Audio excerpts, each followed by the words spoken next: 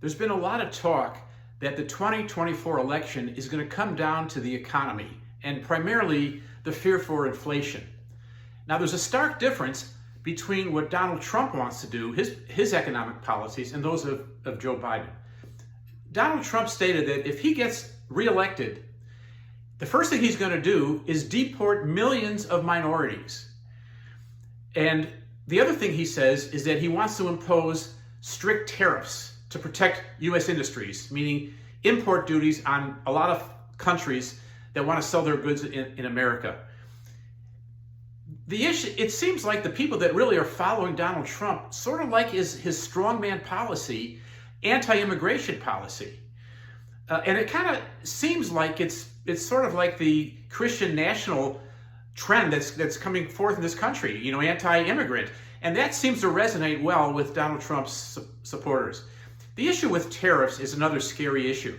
Donald Trump is saying how he wants to impose large import duties on all these other countries to protect our economy, and people are applauding that. They think here's another example how he's such a strong leader and what he's going to do to save our country.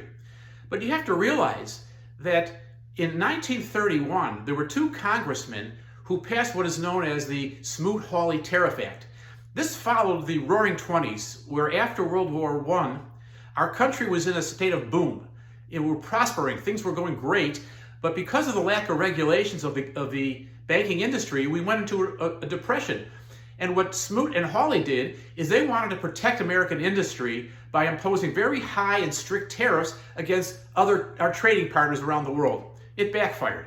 What happened was, once we started imposing these strict tariffs, all these other countries in the world started imposing tariffs against our goods. So we could not sell our goods in foreign countries. And that brought foreign commerce down to a standstill.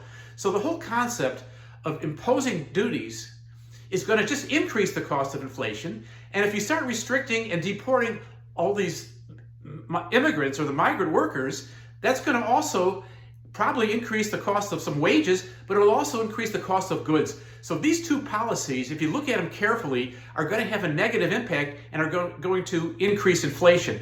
Now follow me on KleinOnLitigation.com. I'll be posting additional videos to discuss these important topics.